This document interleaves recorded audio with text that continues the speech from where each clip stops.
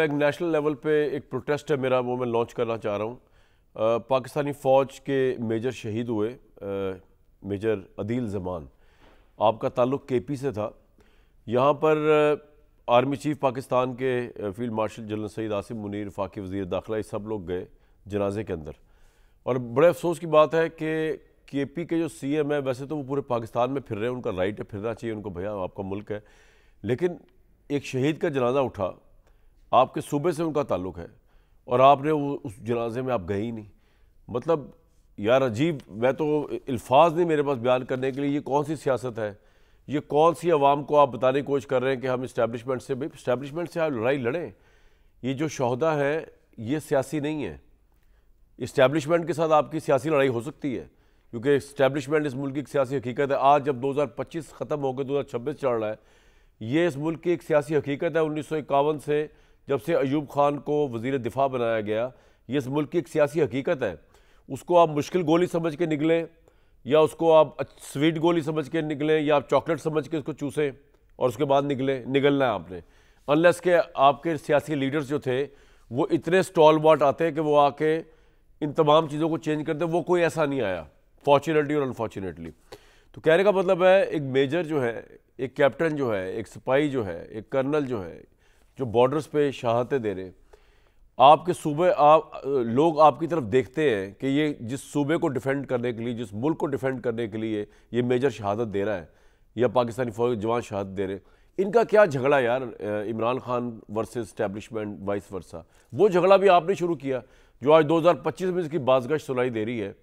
वो झगड़ा भी, ये जो मौजूदा आर्मी चीफ है, आप इनको जो चाहे क्रिटिसाइज़ करें, भाई आज़ाद है दुनिया, अमेरिका में बैठे करें, पाकिस्तान में करें, जहाँ चाहे आप करें, आप कर सकते हैं। लेकिन इस आर्मी चीफ ने तो नहीं कहा था कि आप बैल मुझे मार। इस आर्मी चीफ ने नहीं कहा था इमरान खान को कि मेरे खिलाफ लॉन्ग मार्च करो। इस आर्मी चीफ ने नहीं कहा था कि मैं अपॉइंट भी नहीं हुआ तो कह दो कि 4 नंबर आर्मी चीफ आ रहा है, 2 नंबर आर्मी चीफ। ये तो नहीं, ये सब तो आपने खुद किया। तो वो जंग को, ये शोहदा के साथ से तो अलग रखे। आप सूबे के वज़ीर आला हैं सोहेल अफरीदी साहब, आपने यहाँ तो आपको लीड करना चाहिए था। आपको इससे क्या ताल्लुक़ है कि फ़ौज तो सबकी है? वो खैबर पख्तूनख्वा को डिफेंड करते हुए शहीद हुए मेजर अदील ज़मान जो है।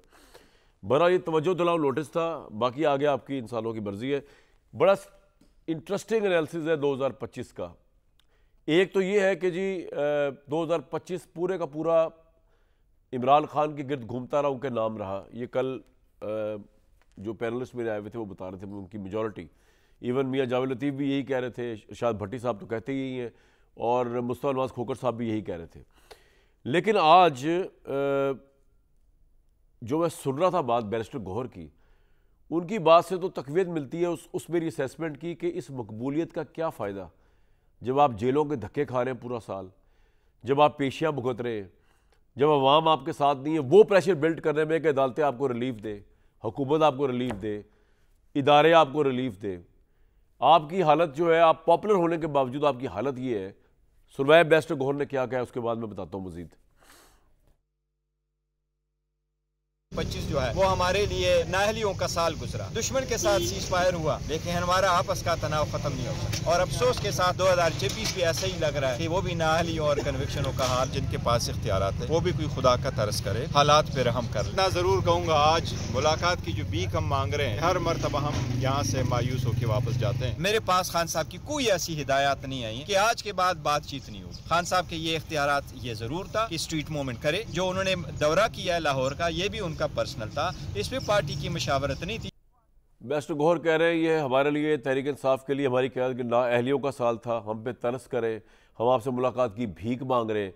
एक तरफ पॉपुलर तरीन लीडर है, लेकिन क्योंकि अवाम सड़कों पे नहीं आई उनकी रिहाई पे का दबाव डालने के लिए, तो आज भीख वाला मामला चल रहा है। और ये एक सही ये मैं पिछले 1-1.5 साल से कह रहा हूँ कि ये पोजीशन हुई हुई है आप लोगों की, क्योंकि आपको कॉम्प्रोमाइज़ करना ही पड़ेगा, इसके अलावा कोई चाराकार नहीं है। जो आज जिसका ऐलान किया चेयरमैन गौहर साहब ने।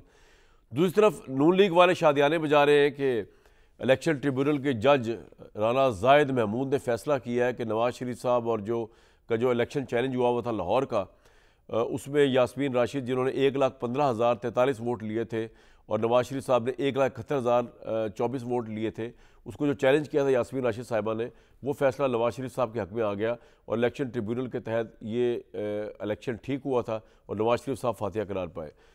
तो क्या 2025 और फिर आगे आने वाला 2026 पाकिस्तान की एक पॉपुलर जमात के लिए बदस्तूर नाअहलियों का भीख, मुलाकातों की भीख और इनका साल रहेगा?